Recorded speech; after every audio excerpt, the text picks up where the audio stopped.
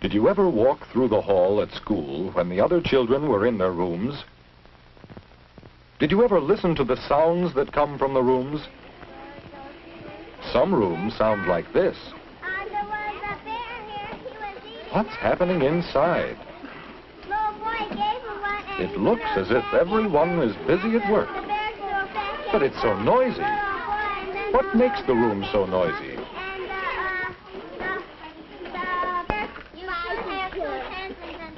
Well, children don't stay in their own work groups.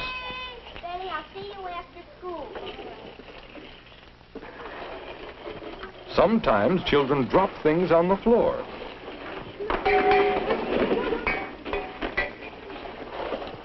They call across the room and talk out loud. Daddy, Daddy, can I use a gold crayon? Sure. Can you fill on too? Yes. It's hard to think about your own work in such a noisy room. You couldn't learn very much here. That's right, Daddy. Well, where did you leave off then? I left off for, And you couldn't be proud to be part of such a noisy room, could you? Do all the rooms in school sound like this? Let's visit another room. Listen. It's so quiet. Aren't there any children in this room? Would you tell us what we read? Oh, there are children here. And they're all busy, too. But there aren't any loud noises. Just the sounds of working. We call these work sounds. Well, that's fine. Listen. Now, children, let's read just one more paragraph.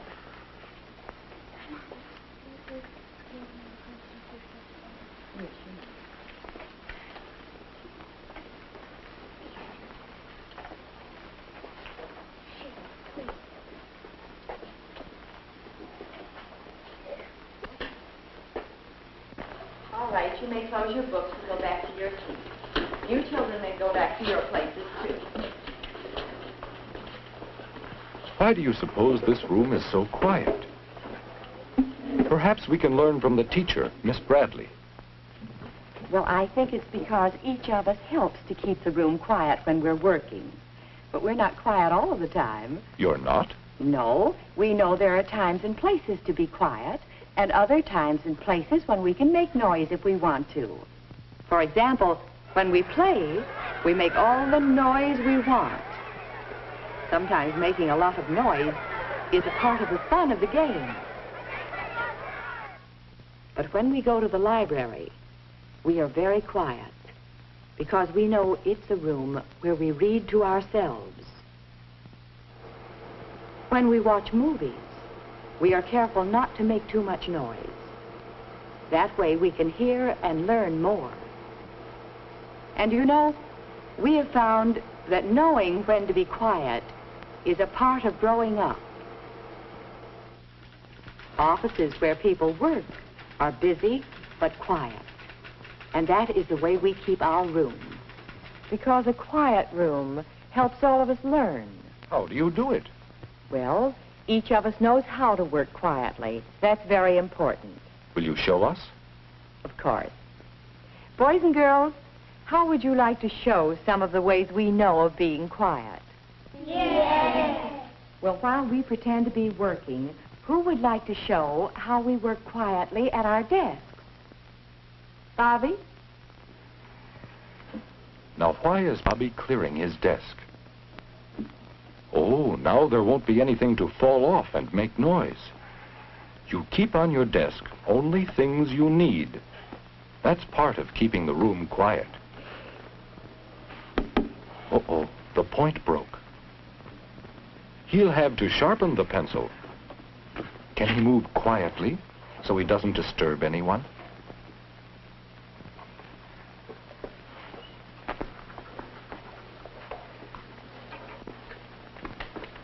Do you think you could walk this quietly? Listen to this work sound. When he turns it slowly, it doesn't bother anyone. Work sounds tell that you're busy. They don't disturb others. But June seems to have lost something.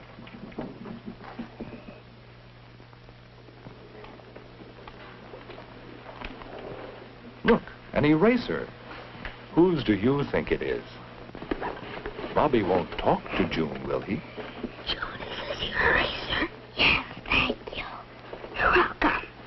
Oh, whispering is the quiet way to talk when you have to talk. Well, Bobby has moved about quite a bit without disturbing the class. Could you do all that as quietly as Bobby did? Now let's suppose Bobby wanted to get something from the cabinet. How would you do it quietly, Bobby?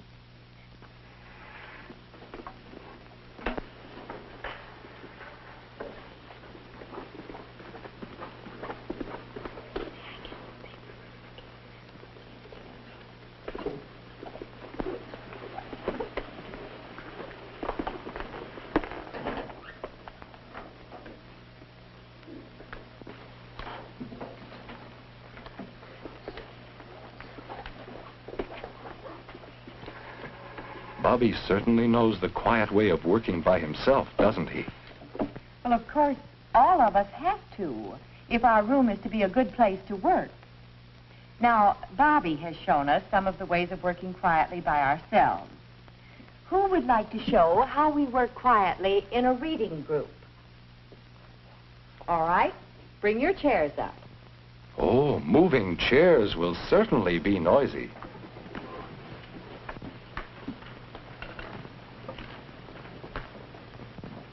Well, there is a quiet way to move chairs, isn't there? There wasn't much noise at all. No one was disturbed. Well, it's good to see you all so bright and cheery this morning. And look, Have a good time yesterday? they all have their books with You them. gonna have a good time today? Now they can get started without having to wait for any children to get ready. Good. Now, we'll read A Day at the Fair on page 24. Let's read the first paragraph silently to find out who's going to the fair.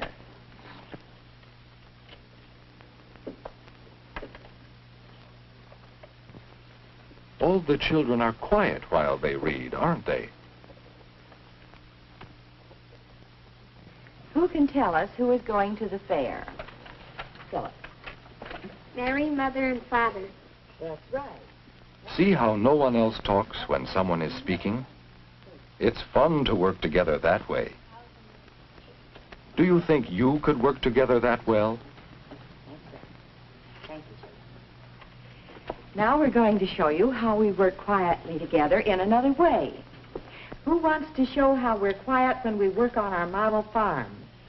All right, go ahead. Now you return to your desk, and we'll all pretend again that... How will the children work quietly here? Judy, where should I put the tractor? Over in the prairie. They speak very quietly. When one speaks, the others listen. That's polite. They stay near the table. They are not bothering children working nearby. And see how well they work together and do things together? Now, let's see. Have we shown you everything? We saw that there are times for noise and fun, such as play periods, and times for quiet and work, such as the library or our classroom. And we saw some ways of working quietly. You remember how Bobby showed us ways to work quietly by yourself, and how we talk together quietly when we read or tell stories, and how we work together quietly when we work in groups. Those are some of the important ways we help keep our room quiet. Thank you, children. Now, let's get back to work. You can see how quiet helps us, can't you? Thank you, Miss Bradley. This is a good room, isn't it? A good room to work in, to learn in. Do you know some things you can do to help make your room a quiet place for work?